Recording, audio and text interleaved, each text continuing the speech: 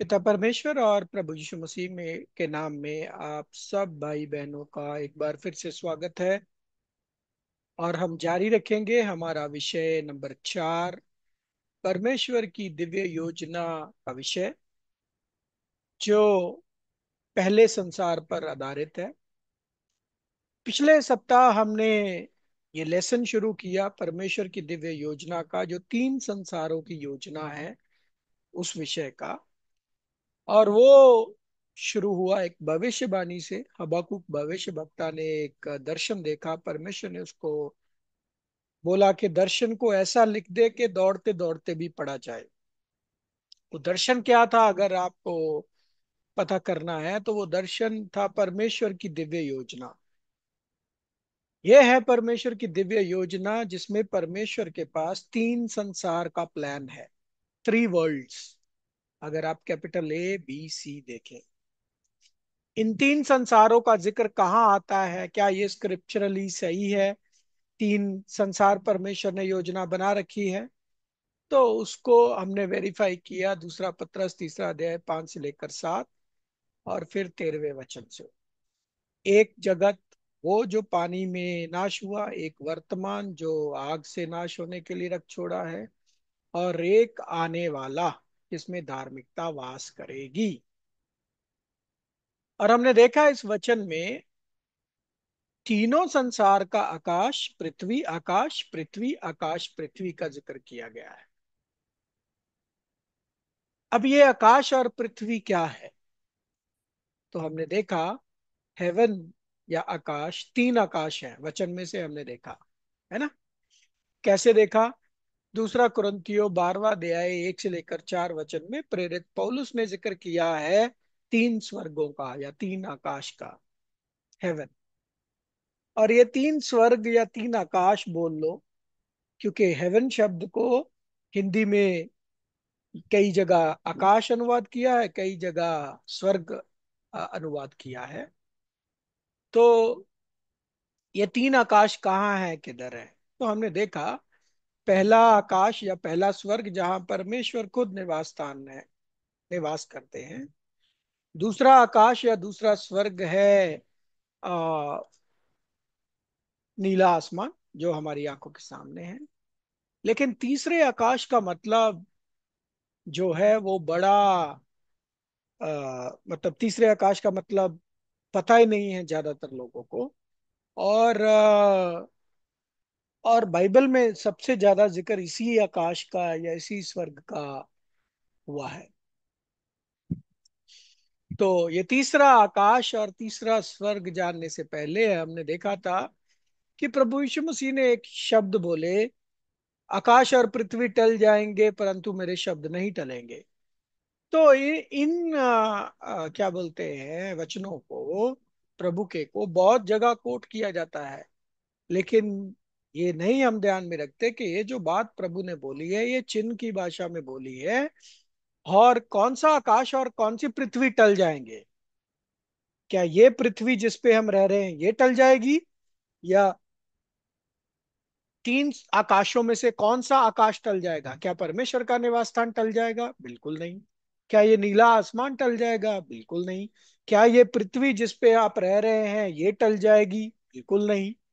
क्योंकि परमेश्वर के वचन में ही, पुराने नियम में हम देखते हैं कि पृथ्वी के लिए परमेश्वर की योजना है कि एक पीढ़ी आती है, दूसरी जाती है, लेकिन पृथ्वी सदा बनी रहती है।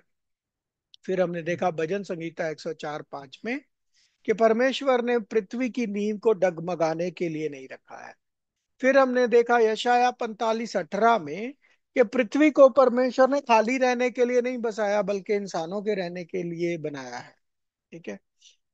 तो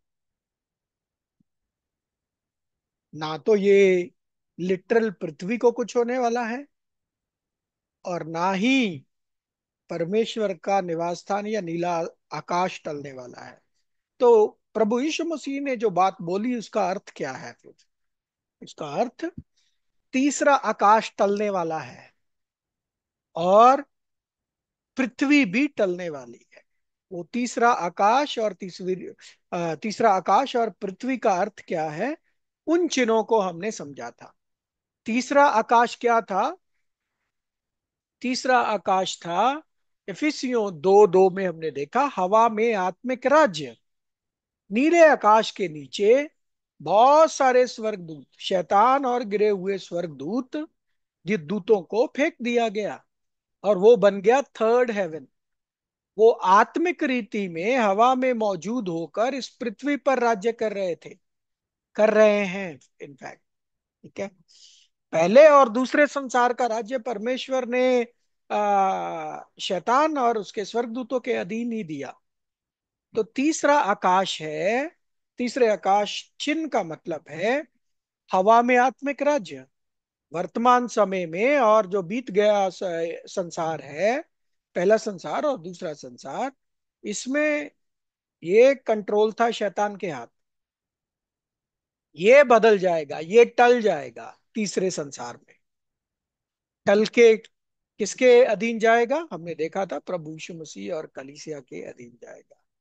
इसी तरीके से हमने पृथ्वी का चिन्ह का मतलब देखा, और पृथ्वी का चिन्ह का मतलब है चार संस्थाएं या चार सिस्टम, फोर सिस्टम्स, चार संगठन। कौन से चार संगठन? वो चार संगठन जो पृथ्वी को चला रहे हैं। कौन से चार संगठन पृथ्वी को चला रहे हैं? सरकार, समाज, धर्म और आर्थिक व्यवस्था। ये चारों के चारों बुरी तरह कोलैप्स होंगे, और ये चारों सिस्टम बन के बनता मिलके बनता है चिन्ह पृथ्वी। अब ये स्क्रिप्चर्स कौन से थे वो आप लेसन में जाके खुद देख लीजिएगा। ठीक है। तो इस तरीके से ये आकाश, ये जिसके बारे में प्रभु ने बात की है, और ये वो जो पृथ्वी जिसके बारे में प्रभु ने बात की है, वो चिन्ह है। कौन सा आकाश टलने वाला है? तीसरा आकाश टलने वाला है। कौन सी पृथ्वी टलने वाली है?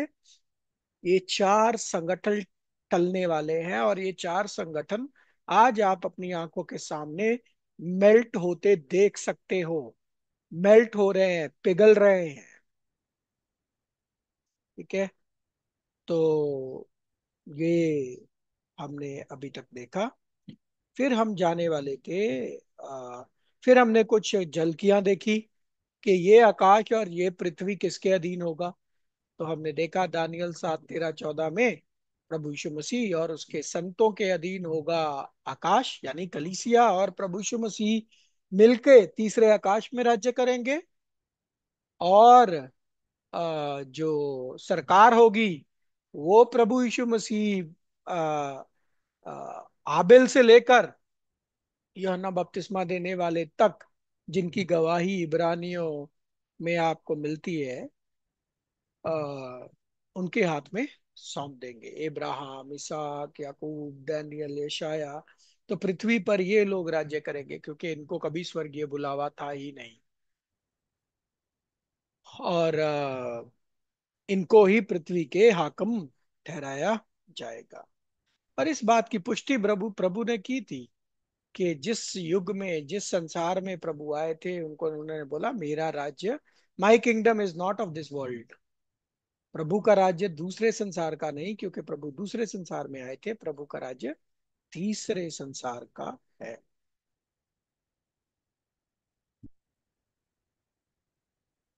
धर्म कितने हो गए? पर में जब प्रभु यीशु मसीह और कलीसिया, नया आकाश और नई पृथ्वी, सॉरी, नए आकाश में जब प्रभु यीशु मसीह और कलीसिया मिलकर राज्य करेंगे, तो धर्म कितने होंगे? ये हमने देखा, एक ही धर्म होगा, और सब पिता परमेश्वर के नाम पर झुकेंगे। ठीक है। And the Lord shall be king over all the earth. पिता प्रभु ही सब के ऊपर राजा होंगे, है ना। फिर ये सामाजिक जो ऊंच नीच है, इसको भी भर दिया जाएगा। कोई ऊंच कोई नीच नहीं रहेगी, कोई अमीर कोई गरीब नहीं रहेगा, सब बराबर किए जाएंगे। और एक नई अर्थव्यवस्था होगी जिसके तहत सबके पास अपने घर होंगे, सबके पास अपने व्यापार होंगे। और ये जो संसार होगा, तीसरा संसार, इसका कोई अंत नहीं है। World without and. मतलब ऐसा संसार होगा ये जिसका कोई अंत नहीं है।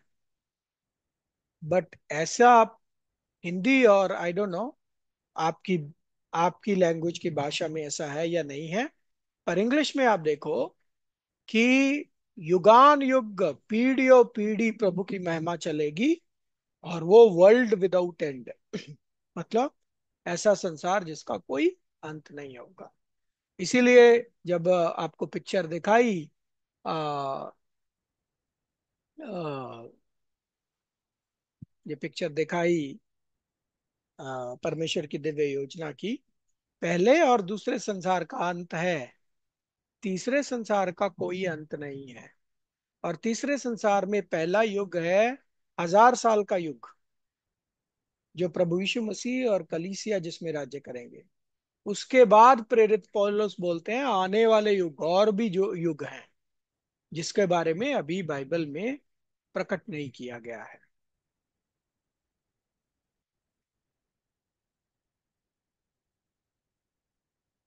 जी। तो अब चलते हैं हम पहले संसार की ओर। पहला संसार आपको पता है, आदम से लेकर कब तक, जल प्रलय तक। लेकिन पहले संसार के विषय में बहुत सारी चीजें हमने कभी ध्यान नहीं दी। सबसे पहली बात, पहले संसार का समय था 1656 साल का। कितना? 1656 साल। यानी कि आदम से लेकर जब 1656 साल बीते, तो उस संसार का अंत हुआ जल प्रलय के साथ।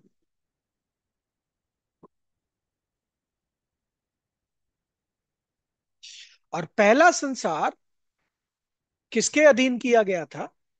कौन रूल कर रहा था तीसरे आकाश में? वचन पढ़ लेंगे, इब्रानियों 2:5।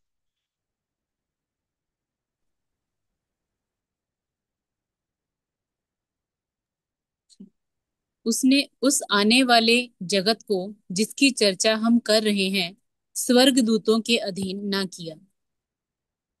तो जो बात मैं बोल रहा था कि पहला संसार और दूसरा संसार स्वर्गदूतों, कौन से स्वर्गदूत? गिरे हुए स्वर्गदूतों के अधीन।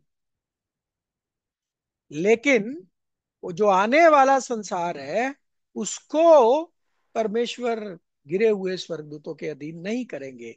मेरे भाई और बहनों, इसी तीसरे आकाश की हम बात कर रहे हैं, हवा में आत्मिक राज्य। ये गिरे हुए स्वर्गदूत अदृश्य रूप से नीले आकाश के नीचे मौजूद होकर इस पृथ्वी पर रूल कर रहे थे। और बड़ी इंटरेस्टिंग बात, उत्पत्ति 6 अध्याय 3 वचन पढ़ेंगे।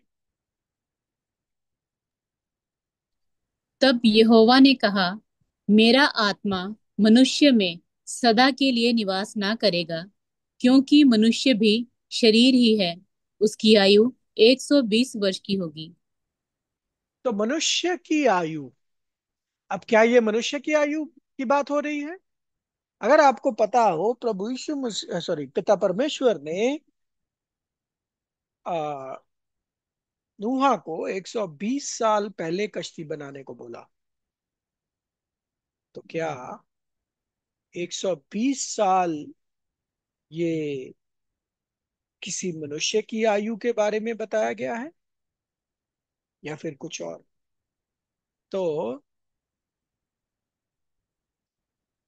पहले संसार में एवरेज एज 850 साल होती थी, एवरेज एज। दूसरे संसार में भी एवरेज एज 300, 350 ऐसे चलती थी। तो पहला संसार जिसमें एवरेज उम्र जो थी वो 850 वर्ष होती थी, उसमें परमेश्वर किस मनुष्य की 120 साल की आयु की बात कर रहे हैं? तो ये किसी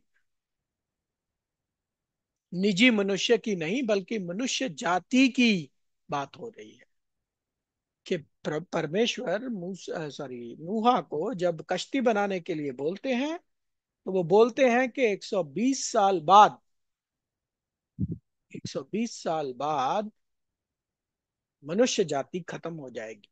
तो ये एज जो आयु की बात हुई है, ये किसी निजी मनुष्य की नहीं बल्कि मनुष्य जाति की बात हुई।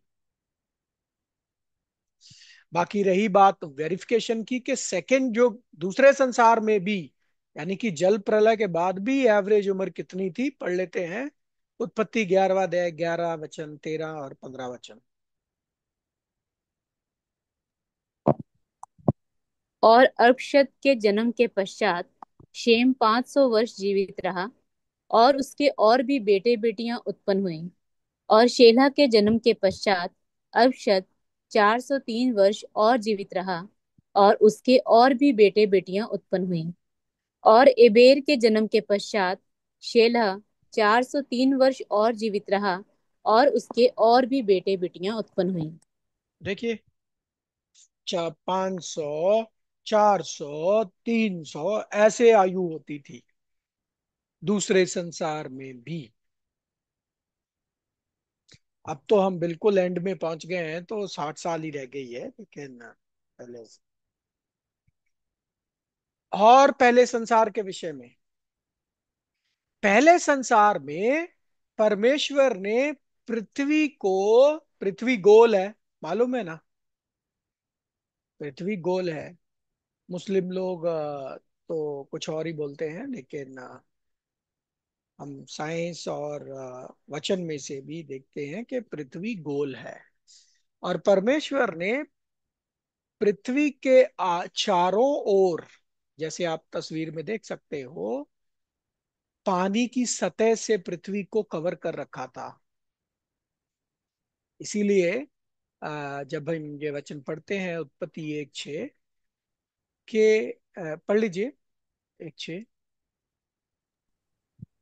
फिर परमेश्वर ने कहा, जल के बीच एक ऐसा अंतर हो कि जल दो भाग हो जाए। जल के बीच ऐसा अंतर हो, जल दो भाग हो जाए। तो जल दो भाग हो जाए और उसके बीच में ये फर्मामेंट हो। तो पृथ्वी को परमेश्वर ने पानी की प्रोटेक्शन में रखा हुआ था। नीचे भी पानी, ऊपर भी पानी, साइड पे भी पानी, दूसरी साइड पे भी पानी, पानी ही पानी। इसको हम वेरीफाई करते हैं वचन में, दूसरा पत्रस 3 अध्याय 5 वचन में, थोड़ा यहाँ थोड़ा वहां। वे तो जानबूझकर ये भूल गए कि परमेश्वर के वचन के द्वारा से आकाश प्राचीन काल से विद्यमान है, और पृथ्वी भी जल में से बनी और जल में स्थिर है। पृथ्वी भी जल में से बनी और जल में स्थिर है, मतलब पानी के बीच में है। आपको, आपने कभी, आई डोंट नो, कभी सोचा होगा या नहीं, ये वचन को पढ़िए, फिर मैं आपको बताता हूँ। और ऐसी चीज जो शायद कभी आपने सोची नहीं। उत्पत्ति 7वां अध्याय 11वां वचन।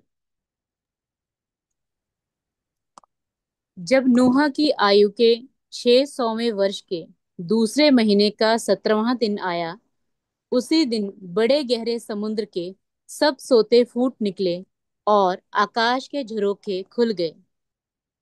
तो हम इसके आगे पढ़ते हैं कि 40 दिन बारिश हुई, है ना, दिन रात बारिश हुई, जिससे जल प्रलय आई। नहीं, बारिश से जल प्रलय से पृथ्वी थोड़ी पूरी डूब जाएगी। अगर 40 दिन दिन रात बारिश हो भर भर के, आपको लगता है पृथ्वी डूब जाएगी? पृथ्वी के डूब जाने का कारण था ये, पृथ्वी के नीचे से भी पानी आ रहा था और ऊपर से भी पानी। और पानी बोले, बारिश का पानी नहीं, आकाश की खिड़कियां खुल गई। आकाश की खिड़कियां खुलने का मतलब पता क्या है? ये जो पानी की लेयर परमेश्वर ने लगा रखी थी पृथ्वी के आजू बाजू में, ये परमेश्वर ने इसको क्या कर दिया, खोल दिया। और पानी बारिश के जैसे नहीं गिर रहा था, इट वॉज पोरिंग, जैसे कोई बाल्टी गिरा रहा, ऊपर से भी और नीचे से भी, दोनों जगह से पानी आ रहा था। और उसको आप इधर से समझ सकते हो, जब ये खुलेगा, वाटर कैनेपी, ये जो पानी की जो सतह जब खोल दी जाएंगी, तो चारों तरफ से पानी बहेगा। और यही हुआ जब जल प्रलय आई। 40 दिन 40 रात ये पोरिंग होती रही, पोरिंग होती रही। तो इस तरीके से जल प्रलय आई और पृथ्वी हो गई। अब नेक्स्ट क्वेश्चन जो हमने पहली क्लास में भी किया था, कि उत्पत्ति 2:17, आदम को परमेश्वर ने उस वृक्ष से नहीं खाने को बोला, और बोला, क्या बोला, जिस दिन खाएगा उसी दिन अवश्य मर जाएगा। उत्पत्ति 2:17।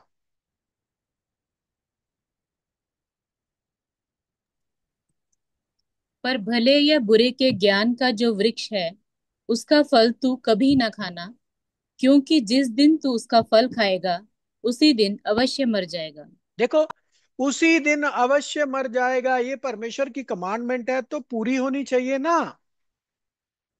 अब इसमें अलग अलग तरह की इंटरप्रिटेशंस आई, जिसमें अरे वो आत्मा ने में तो मर गया था, शरीर में बहुत देर बाद जाके मरा। भाई, हम हम एक तरफ मानते हैं आत्मा मरता नहीं है, दूसरी तरफ ये भी हमें समझना चाहिए, अगर कोई आत्मा में मर गया तो शरीर में कैसे जी सकता है। तो ये सारी बातें कभी भी आपको संतुष्टि पूर्वक उत्तर नहीं देंगी। इसका बड़ा सीधा सीधा उत्तर है कि आदम को मरना था। इधर ये थोड़ी बोला कि आत्मा में मर जाएगा शरीर में नहीं मरेगा, या शरीर में मर जाएगा आत्मा में नहीं मरेगा। ऐसा कुछ नहीं बोला। क्या बोला, परमेश्वर की आज्ञा क्या थी, जिस दिन खाएगा अवश्य मर जाएगा, श्योरली यू विल डाई। आदम तो 930 वर्ष जिया। पढ़िए कितने वर्ष की आयु थी, उत्पत्ति 5:5। इस प्रकार आदम की कुल आयु 930 वर्ष की हुई, तत्पश्चात वह मर गया।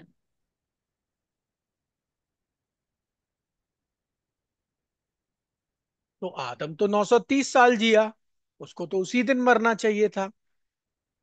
प्यारे भाई और बहनों, हमें ये ध्यान रखना होगा, आज आपको बता रहा हूं, नोट करके रखिएगा। आपके लिए और मेरे लिए एक दिन का हिसाब अलग, 24 घंटा। भविष्य वक्ता के लिए एक दिन का हिसाब अलग, कितना वो अभी मैं नहीं बताऊंगा, वचन के माध्यम से बताऊंगा। प्रभु यीशु मसीह के लिए एक दिन का हिसाब अलग, परमेश्वर के लिए एक दिन का हिसाब अलग। दूसरा पत्रस 3 अध्याय 8 वचन देख लीजिए, प्रभु के लिए एक दिन का मतलब क्या है। और जब उन्होंने आदम को ये आज्ञा दी, उनके कहने का अर्थ 24 घंटा नहीं बल्कि 1000 साल था। पढ़ लीजिए दूसरा पत्रस 3:8। हे प्रियो, ये एक बात तुमसे छिपी ना रहे कि प्रभु के यहाँ एक दिन 1000 वर्ष के बराबर है, और 1000 वर्ष एक दिन के बराबर हैं। तो एक दिन प्रभु के लिए, जब हमने पिछले सप्ताह भी देखा, प्रेरितों के काम 17 अध्याय 31, न्याय की जब बात, तो न्याय को 1000 साल लगेगा, एक दिन लगेगा। और प्रभु के लिए एक दिन 1000 साल है। इसीलिए सबसे ज्यादा उम्र अगर आप देखो तो मथुसेला की हुई है 969 वर्ष। पढ़िए उत्पत्ति 5:27। इस प्रकार मथुशेलह की कुल आयु 969 वर्ष की हुई, तत्पश्चात वह मर गया। तो 969 साल हुई। कोई भी हिस्ट्री में 1000 ईयर क्रॉस नहीं किया। क्यों? क्योंकि उनको प्रभु के उस दिन के अंदर ही आदम के संतान को मरना है। तो मैक्सिमम आयु मथुसेला की 969 वर्ष है। आदम 930 वर्ष जिया। आदम उसी दिन ही मरा। अब एक और बात स्वर्गदूतों के विषय में। दूसरा पत्रस, दूसरा अध्याय, 4 वचन।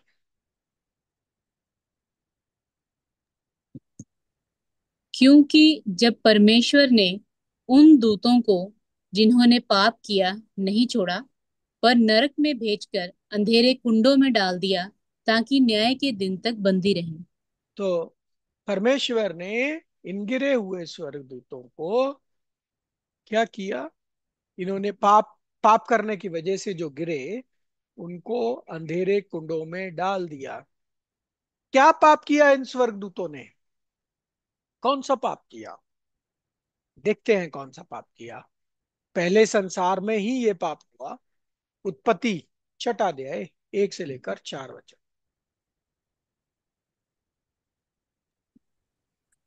फिर जब मनुष्य भूमि के ऊपर बहुत बढ़ने लगे और उनके बेटियां उत्पन्न हुई, तब परमेश्वर के पुत्रों ने मनुष्य की पुत्रियों को देखा कि वे सुंदर हैं, और उन्होंने जिस जिसको चाहा उन्हें ब्याह कर लिया उनसे ब्याह कर लिया। तब यहोवा ने कहा, मेरा आत्मा मनुष्य में सदा के लिए निवास ना करेगा, क्योंकि मनुष्य भी शरीर ही है।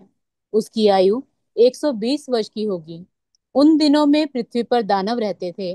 और इसके पश्चात जब परमेश्वर के पुत्र मनुष्य की पुत्रियों के पास गए, तब उनके द्वारा जो संतान उत्पन्न हुई, वे पुत्र शूरवीर होते थे, जिनकी कीर्ति प्राचीन काल से प्रचलित है। प्यारे भाई और बहनों, ये वचन थोड़ा स्क्रैम्बल्ड है कि लास्ट वाला वचन तीसरा वचन होना चाहिए था और तीसरा वचन लास्ट में होना चाहिए था।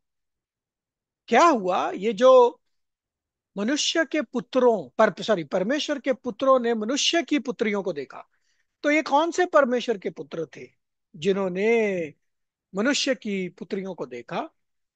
तो ये थे, परमेश्वर ने पहले संसार में स्वर्गदूतों को भेजा पृथ्वी पर, मनुष्य जाति जो पाप में लगी हुई थी उनको छुड़ाने के लिए। पढ़ लीजिए उत्पत्ति छठा 5 वचन। यहोवा ने देखा कि मनुष्यों की बुराई पृथ्वी पर बढ़ गई है, और उनके मन के विचार में जो कुछ उत्पन्न होता है वह निरंतर बुरा ही होता है। तो बहुत बुराई का लेवल बहुत हो चुका था। परमेश्वर ने डिसाइड किया कि चलो मैं अपने स्वर्गदूतों को भेजता हूं ताकि ये लोग उनको पाप से पाप ना करने से बचाए। लेकिन वो आए जब, वो कैसे आए? मनुष्य के रूप में आए। एंजल में पावर होती है शरीर में आने की, शरीर में से निकल जाने की। इसकी एग्जाम्पल आपने देखी। इसकी एग्जाम्पल आपने अ, जब इब्राहिम के पास सदोम और गमोरा को नाश करने वाले स्वर्गदूत आते हैं, इब्राहिम उनके लिए खाना पकाता है, उनका वो करता है ना? तो परमेश्वर ने स्वर्गदूतों को भेजा। वो मनुष्य शरीर में आए और उन्होंने मनुष्य की पुत्रियों को आ, ब्याह लिया, और उनसे जो बच्चे पैदा हुए वो अनयूजुअल थे। नेफिलियम्स, दैंत। दैंत थे, बहुत ऊंची ऊंची हाइट। सुपर नेचुरल पावर्स भी उनके पास थी, मतलब जानवर को फाड़ दे ऐसा। और वही शूरवीर कहलाते थे। और उसी खानदान में से ही था ये गुलायत। तो ये जो ब्रीड पैदा की इन्होंने, स्वर्गदूतों ने, जब मनुष्य की पुत्रियों के साथ संभोग किया, और जो ब्रीड पैदा हुई वो थी दैंत, शूरवीर, सुपर नेचुरल पावर रखने वाले लोग। वो कैसे थे? आधे मनुष्य, आधे स्वर्ग। ठीक है। ये चीज जो थी, ये थी परमेश्वर की नजर में स्वर्गदूतों का पाप। क्यों पाप था? पढ़ते हैं यहूदा छठा अध्याय। फिर जिन स्वर्गदूतों ने अपने पद को स्थिर ना रखा, वरन अपने निज निवास को छोड़ दिया, उसने उनको भी उस भीषण दिन के न्याय के लिए अंधकार में, जो सनातन के लिए है, बंधनों में रखा है। देखो, स्वर्गदूतों ने क्या किया? अपने पद पर स्थिर नहीं रहे। मतलब जो इंग्लिश में आपको समझ में आएगा इसका, कि जो पवित्रता, जो स्टेट में परमेश्वर ने स्वर्गदूतों को भेजा, उन्होंने उस पवित्रता, उस परिस्थिति को भंग किया। अपना स्वभाव छोड़ के मनुष्य के स्वभाव में चले गए, और ऐसी एक ब्रीड उत्पन्न पैदा कर दी, जो अ, जो अनयूजुअल थी, जो ना तो मनुष्य थे ना ही स्वर्गदूत थे, आधे आधे थे। और आपने तो भली भांति जानते हैं, आज आप देखते हैं कुत्तों की कितनी ब्रीडिंग्स बनती है, वो मिक्स ब्रीड करके उसको कैसे वो बनाते हैं, है ना? सब्जियों की, अलग अलग तरह की, हर चीज की। तो ऐसे ही जब गिरे हुए स्वर्गदूतों ने मेटिंग की इंसान की पुत्रियों के साथ, तो एक अनयूजुअल ब्रीड पैदा हुई, शूरवीर, नेफिलियन, दैंत, सुपर नेचुरल पावर रखने वाले। तो ये था उनका पाप, जो पहले संसार में हुआ। अब पहले संसार की लगभग सारी जनता की यही परिस्थिति थी, लेकिन एक बंदा था जिसके लहू में ये, या जिसकी जनरेशन बोलो शुद्ध थी, मतलब क्या बोलते हैं, आ, जिसमें नेफिलियम्स या स्वर्गदूतों का वंश या लहू शामिल नहीं था। और उसको पढ़ते हैं हम, कौन वो था? उत्पत्ति छठा अध्याय 9 वचन। नूह की वंशावली ये है। नूह धर्मी पुरुष और अपने समय के लोगों में खरा था, और नूह परमेश्वर ही के साथ साथ चलता रहा। अपने लोगों के, अपने समय के लोगों में से खरा सा था। ये बात आपको समझ में नहीं आएगी, लेकिन आपको समझ में आएगी इंग्लिश में। He was perfect in his generation. उसकी जनरेशन कौन सी? मनुष्य जाति। उसमें वो परफेक्ट था। परफेक्ट मतलब जो उसके आजू बाजू चल रहा था, स्वर्गदूतों और ये मनुष्य का जो मिक्सचर चल रहा था, उससे ये नूहा और उसका खानदान बचा हुआ था। तो नूहा इसलिए परफेक्ट था अपनी जनरेशन में, धर्मी पुरुष था। और क्या था नूहा के विषय में गवाही? दूसरा पत्रस 2:5। और प्राचीन युग के संसार को भी ना छोड़ा, वरन भक्तिहीन संसार पर महाजल प्रलय भेजकर धार्मिकता का प्रचारक नूह समेत 8 व्यक्तियों को बचा लिया। धार्मिकता के प्रचारक, तो धार्मिकता के प्रचारक नूहा को परमेश्वर ने बचा लिया। अब नूहा कैसे धार्मिकता का प्रचारक था? क्या वो इधर उधर गांव गांव जाके प्रचार करता था जैसे हम समझते हैं? नहीं नहीं। प्रचार दो तरह का होता है, एक शब्दों के द्वारा, एक कामों के द्वारा। नूहा कामों के द्वारा करने वाला प्रचारक था। कैसे? परमेश्वर की ओर से उसको मैसेज आता है कि एक ऐसी ऐसी, इतनी बड़ी, इतनी लंबी, इतनी चौड़ी, इतनी ऊंची कश्ती बनाओ। तो जब उसने ये काम करना शुरू किया होगा और उसने बताना शुरू किया होगा लोगों को कि भाई जल प्रलय आने वाली है, मनुष्य जाति तो खत्म हो जाएगी, जब ऐसी बातें उसने की होगी, तो लोग उसका मजाक उड़ाते हैं। पहले घर वालों ने मजाक उड़ाया उड़ाया होगा, फिर पड़ोसियों ने, फिर धीरे धीरे पूरे एरिया में जब बात फैली होगी कि नूहा ऐसे ऐसे करके कश्ती बना रहा है। लेकिन नूहा रुका नहीं। नूहा बनाता रहा, बनाता रहा, बनाता रहा, बनाता रहा, बनाता रहा, चाहे लोगों ने उसका मजाक उड़ाया, चाहे कुछ भी। तो इस तरीके से नूहा एक धार्मिकता का प्रचारक बना। धार्मिकता का प्रचारक का मतलब क्या कि परमेश्वर ने उसको कोई आज्ञा दी और वो शिद्दत से उस आज्ञा को पूरी करने में लग गया। इस तरीके से वो प्रचार कर रहा था। देखो कितनी बड़ी कश्ती थी। आ, आ, उसकी लंबाई, चौड़ाई, ऊंचाई बताई गई है बाइबल में, पढ़िए उत्पत्ति 6:15।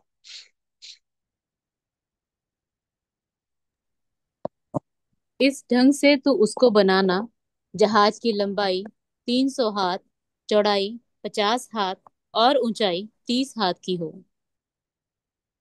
450 फुट लंबाई, 75 फुट चौड़ाई, 45 फुट ऊंचाई, इतनी बड़ी कश्ती बनाना। क्यूबिट्स है, इसको आप कन्वर्ट करो फीट्स में तो आपको समझ में आ जाएगा।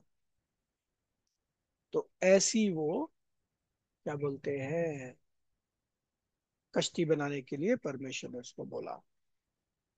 और जब 120 साल बीते,